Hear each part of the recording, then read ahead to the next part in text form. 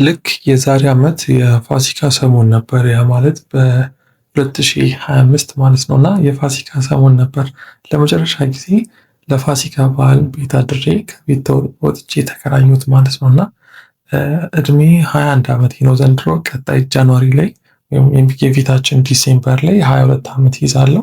ላለፉት 1 ዓመታት ቢያንስ ራሴን ችዬ ከቤት ተከራይቼ ወጥቻለሁ። እና ምናልባት ይህን ነገር የምነግራችሁ በጣም ትልቅ ቦታ ደርሻለሁ እንደዚህ አድርጌያለሁ ምናምን ልላችሁ አይደለም።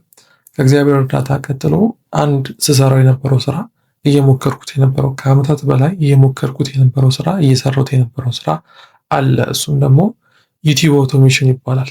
ላለፉት 1 ዓመታት በተከታታይ በተለይም ደግሞ ከቤት ተከራይቼ ከወጣሁ በኋላ ቤት ተከራይቼ የወጣሁበትን ሞመንት ማየት ከፈለጋችሁ ቪዲዮዎቼን ወደኋላ ተመልሳችሁ ቼክ ማድረግ ትችላላችሁ። ስፔሻሊ ከ1 ዓመት በፊት የተለቀቁ አሉ። ከዛም በፊት ምን አይነት ሴታፕ ላይ ሲቀርጽ እንደነበረ ብቻ እያንዳንዱን ነገር አስቀምጬላችኋለሁ። አብዛኛው ነገር ተቀምጧል፣ መመልከት ትችላላችሁ።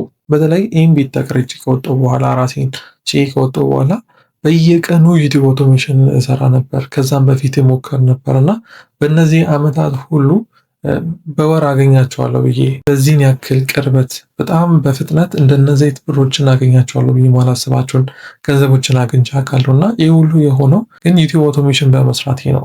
ዩቲዩብ አውቶሜሽን ላይ በጣም ረጅም ጊዜ ቆይቻለሁ ብዬ አስባለሁ። አንድ ሰው ዩቲዩብ ላይ እንዴት መጀመር እንዳለበት፣ ዩቲዩብ አውቶሜሽን ሲሰራ ምን ምን ማድረግ እንዳለበት በጣም ብዙ ትምህርቶችን ወስጃለሁ ብዬ አስባለሁ። ከዚህ ቀጥሎ ዩቲዩብ አውቶሜሽን ሙሉ ኮርስ ለቅላችኋለሁ።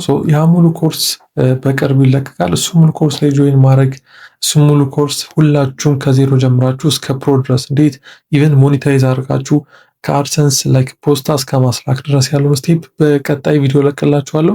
ሁላችሁም ዩቲዩብ አውቶሜሽን መጀመር ለምትፈልጉ ከየት መጀመር እንዳለባችሁ ግራ ለገባችሁ ሁላችሁም ይህን ቪዲዮ ላይክ አድርጉት፣ ለጓደኞቻችሁ ሼር አድርጉ። በጣም ይሄ ቪዲዮ ከተለቀቀበት በጣም በቅርብ ጊዜ ዩቲዩብ አውቶሜሽን የምትሰሩበትን ፉል ኮርስ ለቅላችኋለሁ ማለት ነው። ይህን ፔጅ ሰብስክራይብ ማድረግ እንዳትረሱ። መልካም ጊዜ